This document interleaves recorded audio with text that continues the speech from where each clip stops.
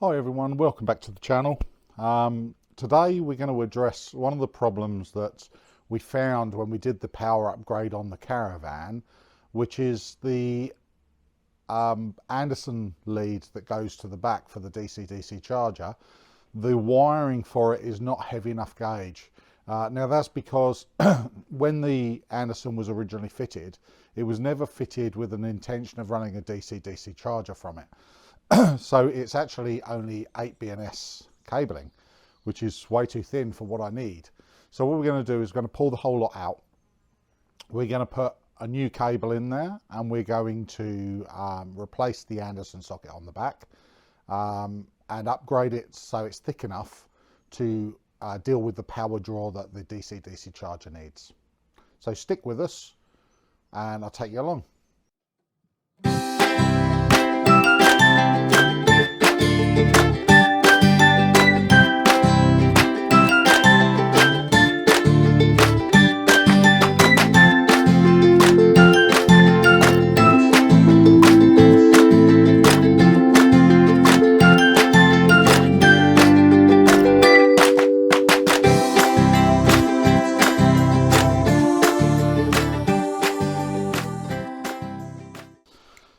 Okay, so this is the cabling that needs to be replaced. As you can see, it's very thin. It should all be this thickness all the way through.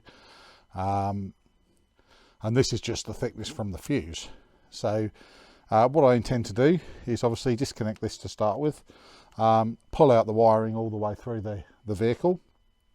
It runs underneath, it's attached to the chassis.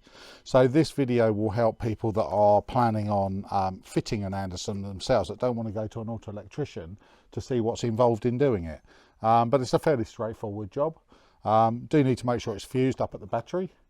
So let's get in there, let's disconnect all this cabling and see what we've got to work with.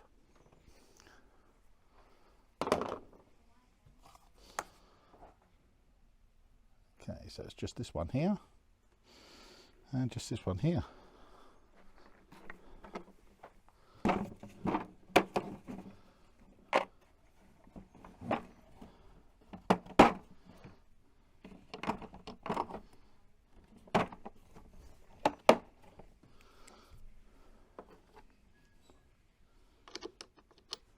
That was a good guess, 14 mil.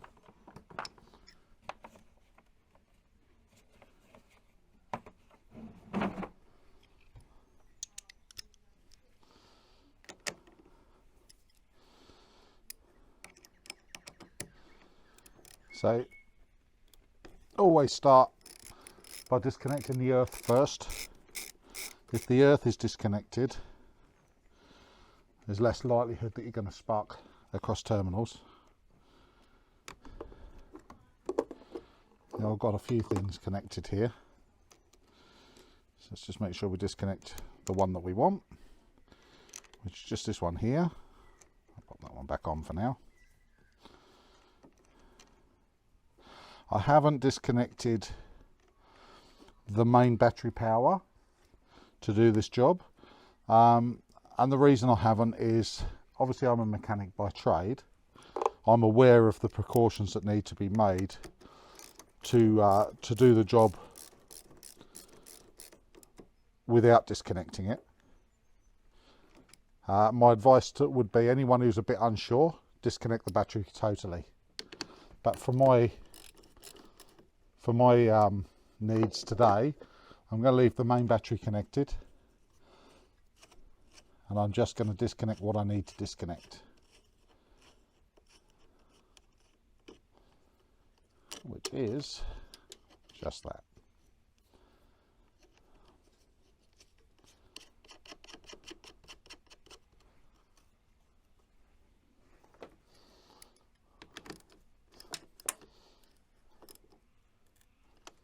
There we go. So that's the cable that we need to pull out.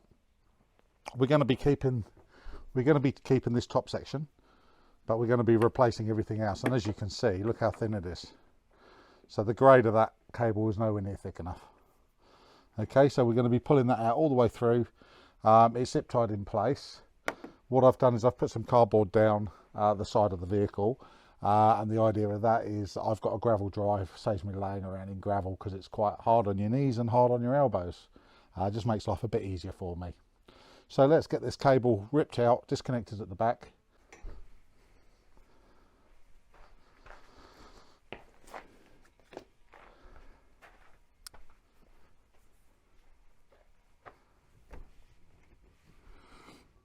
Okay, so it's just been zip tied to the current wiring.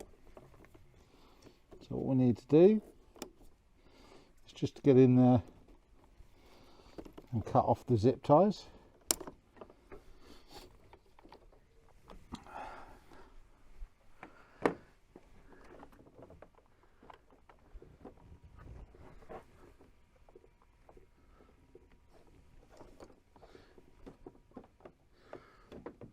I'm gonna cut through these. They're disconnected now, so not relevant. Need that, don't need that. Okay, so this shows you where the cable is currently running up through here. So what I need to do is just to disconnect all the zip ties that I've put on to secure it, and then from there I should be able to pull it out and then feed a new wire in. Okay, to make life a little bit easier, what I've done is I've jacked it up and I've just put axle jacks under one side, and the idea of that is gives me a little bit more room to get under there and move, and supports it. Should make life a little bit easier for me. Whew. That was an absolute mission of a job to get that cabling out. Obviously did a good job of fitting it originally, plus the fact since that cabling has been put in, I've put a long range tank in, and the long range tank has trapped the cabling above it, and I can't get to it now. Obviously it was a lot tighter in there than the original tank. So anyway, I've got it out. There's one tiny little strip, probably, I don't know, 2 inches long, that I've had to cut each end of, that actually is zip tied above the tank, and I just can't get it out. I simply can't move it enough to get it out, so I've just cut both ends off because I'm running a complete cable anyway. So let's look at the cable that we're going to be putting in. Okay, so this is the cabling we're going to be using. This is 6 BNS, so this is plenty big enough to do the job. So what we need to do to start with is just trim back some of the insulation. Oh god, the flies are up now. Not helping by the fact I'm sweating like a mule. But so just trim back the cabling.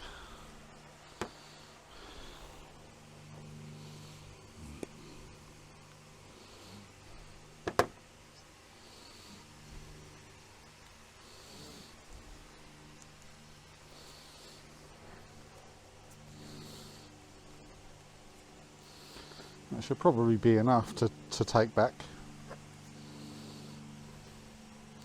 Because we got quite a long length of fusing, it should be enough. Okay, so put the fusing on and you'll end up with that, which should be enough to stretch across and come off nice and neat. So in actual fact, I'm just going to use a Stanley knife to strip it back. There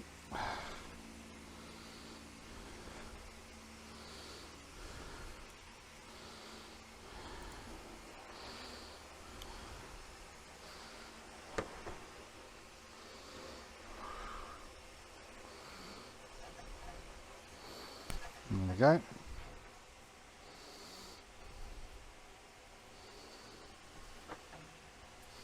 There's one bit stripped back.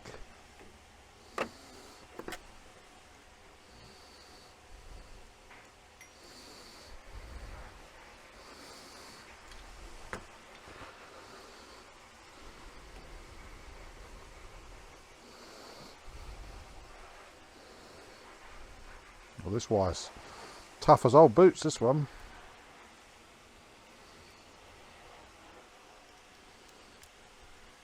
This must be marine grade. I think it's, oh no, it's not. It's very tough. It's got no flex in it whatsoever.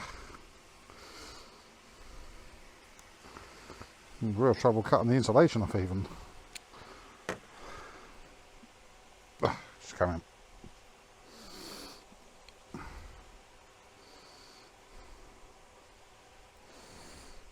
There we go. Okay, so we need a butt splice to go both ends of that and some heat shrink tubing to join it up. I'll see if I've got any butt splices left of the right size. That's the question, because when we were doing the caravan there wasn't much left over.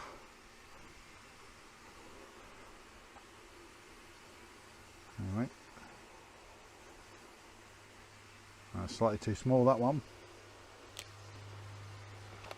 What's this? Right. That's a bit on the big side.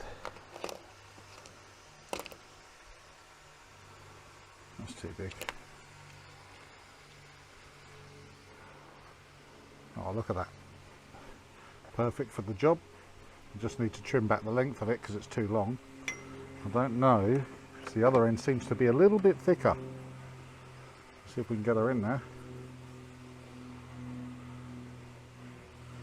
No, we won't, so we may have to do a double splice, which will be, and that's about right for that. And then this should go in here. Yeah, we should be alright, that should do us. Okay, let's see what we can do.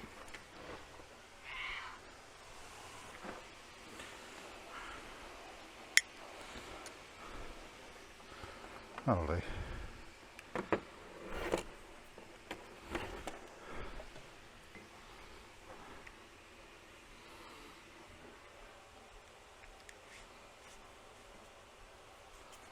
Okay.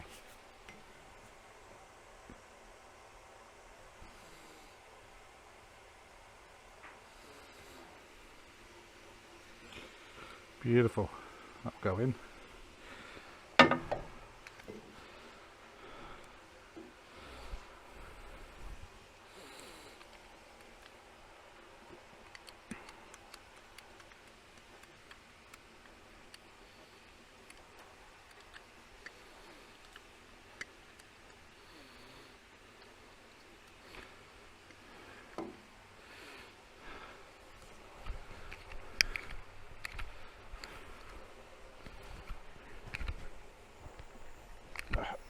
Oh, there. That's got it beautiful. That's nice and tight. Okay, it's flanged out a little bit, but that's good. And then the other end, we have to do, because this is very, very slightly smaller, I'll put, let's trim it back.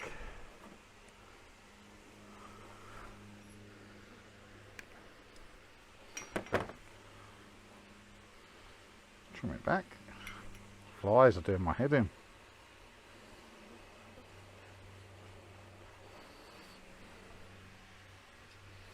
At least it's not the bitey ones yet. We've got lots of march flies here, and they certainly make an account for themselves. They land on you, you know about it very shortly afterwards. So if you see me running around screaming like a baby, march fly.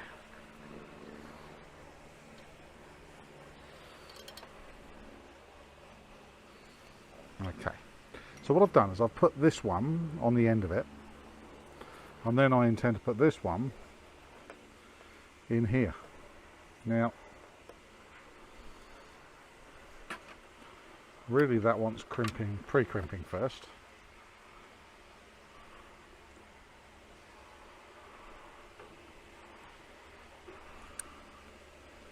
Like so.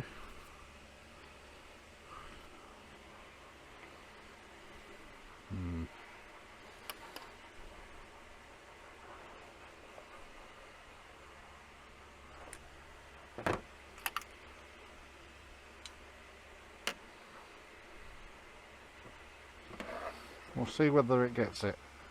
What's the worst that can happen? It doesn't hold.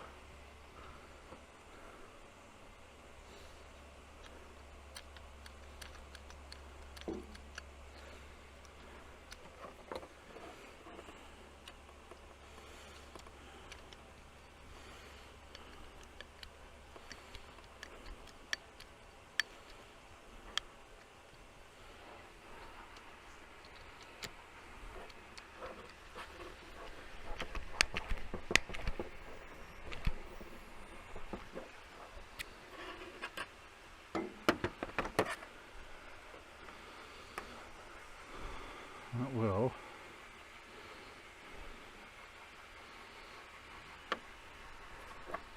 do.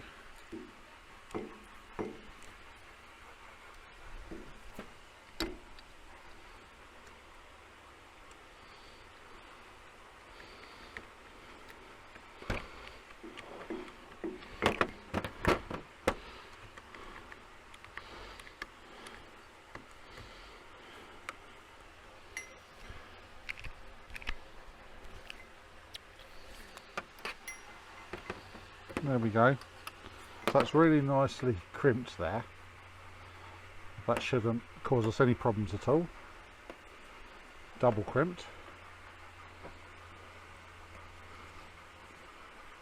It's basically just ensuring that very slightly different sizes in cabling, as you can see. It's nice and tight. It's got it real good. And then what we'll do is we'll put the heat shrink over it, which unfortunately I've only got white. It's all that J-Car had when we went down there last, in this size. You get the blowtorch.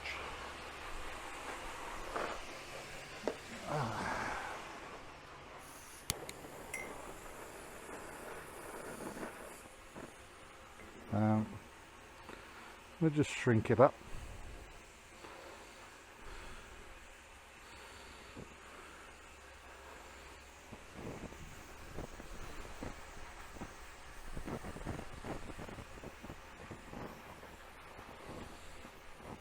There we go. That's nice. That's got it perfectly heat shrunk. Nice and neat. So there's the positive done. So all we need to do now is measure. Obviously this is where the positive was, just there. And this is where the negative's going to go, which is correct. All nice and neat, no problems at all. So what I'll do now is I'll put another terminal on the end of this, which needs to be 8mm. Just cut this one back.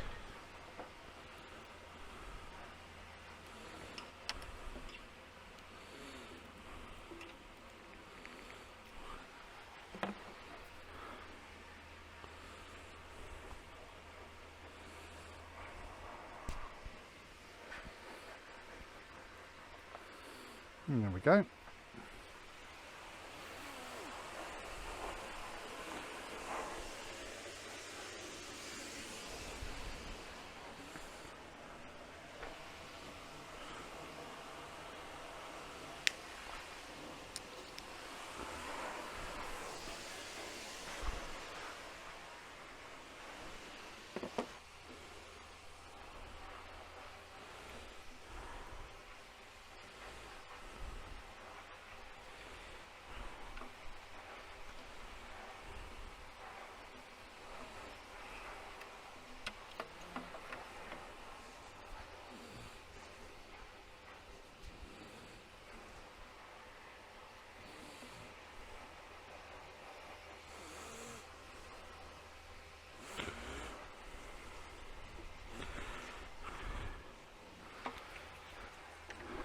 And then we got that on there.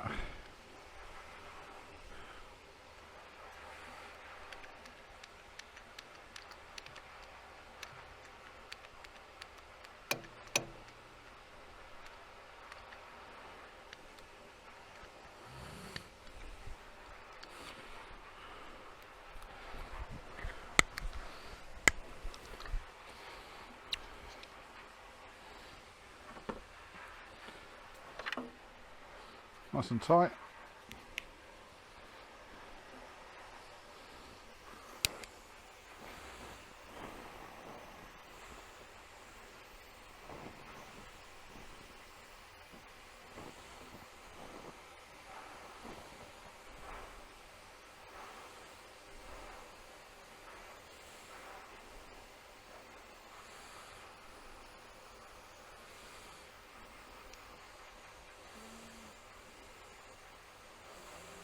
There we go. So there we have it. That's one end done. So now we've got to do is run this cabling all the way to the back, and we'll be good to put the Anderson on the other side. All right, everyone, I've run the cabling underneath. It's not a very nice job to do. But it's not difficult. It's just dusty under there. Obviously doesn't help where I live, and pretty tight. I have jacked it up and put stands under it, but yeah, it's still pretty tight under there. But it's just a case of running the cabling along, making sure that it's not going to catch on anything. So it needs to be clear of anything that moves or gets hot, and just zip tight to the chassis. And zip tight. If you run it down the passenger side, all of the fuel lines and all of the brake lines go that side.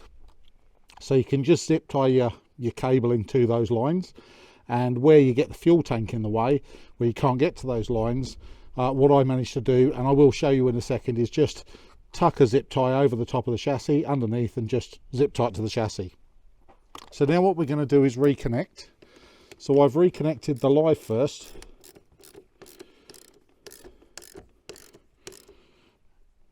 And it's just got to be nipped down. It hasn't got to be reefed down massively tight. You don't want to break anything, but just nip it down. And then across to the earth, which is this one.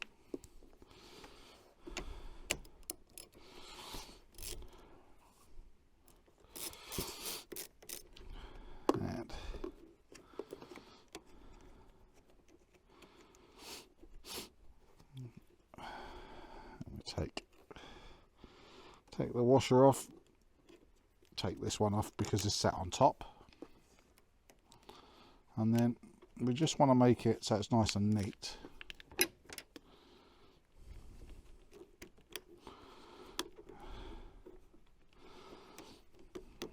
That's it, nice and neat. That one on top.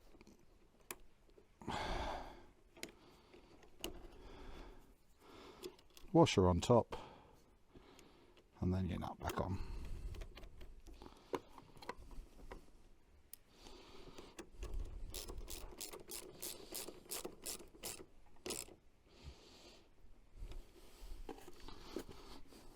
And there we have it. So I've left the cabling. I could have tucked the cabling around the side, but I've left it just over the top of the fuse box there because it runs nice and neat that way. The fuse is a maxi fuse that I've got in here. So, see if I can open it and show you. Oh, there we go. So we've got a 50 amp maxi fuse in there. That just protects the circuit. And nice and easy to get to. So that's it. Everything's done now. So now I can just put the inner guard back together because I took all the liner out, which I'll show you.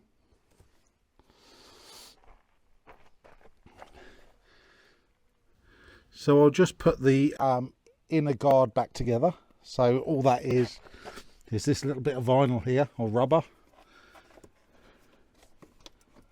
Just needs to be popped back up in like that, and the little plastic scrivets back in.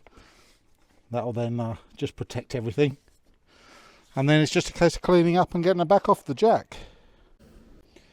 Alright, so looking at what we've done to the back. So original plug's still here, and all you do to release these, some little metal tabs up there. You just need to bend them up and then push out the pins. And then all I've needed is some new Anderson pins in there, which just took from a set I already have, and just pop some new pins in there. So we keep the original ABR sidewinder Anderson plug, which is a nice plug because it's got a dust cover on it. Just keeps everything secure and nice on there. So the cabling comes in the back. Let me just turn this around. If I can get under there and show you guys properly. There we go. So you can see that we're coming in. We've got some rubber grommets there. It's nice and neat, and these are heat shrinked as well, so they'll stop any moisture getting in. So that's all good. And then all I've done, as you can see under here, is zip tie it to what was already originally there. Up under the back here, what I've done is I've basically zip tied it to what was originally here. And then I've come up this side now.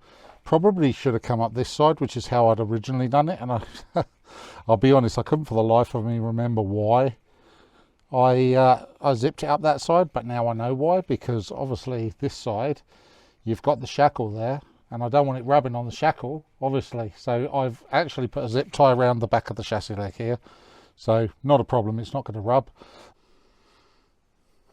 So as the cable is all routed and nice and neat now, bolted down, fused, it should be all good to go. The DC-DC should work fine with this cable. So there we are. Not a particularly difficult job. A little bit nasty underneath the car if your car's like mine and pretty dirty, but yeah, not a difficult job, fairly straightforward. Okay everyone, well hopefully it's given you guys some ideas on how easy it is to run a Anderson down to the back for your caravan. Not particularly difficult. Definitely with a bit of care, it's not something you need to pay someone a lot of money to do.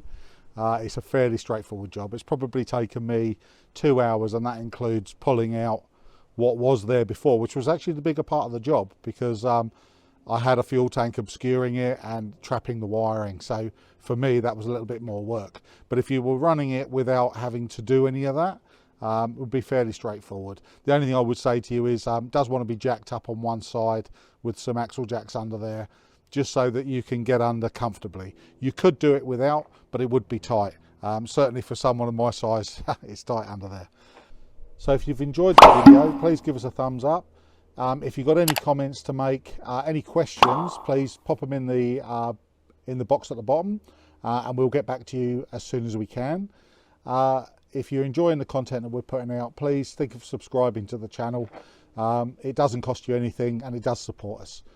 Anyway, the next trip that we're on, we're away with Family Trippers Oz Style, which is another YouTube channel. Check them out. And we're going away to the Campaspe River, I believe. So we'll catch you on that one. See you again.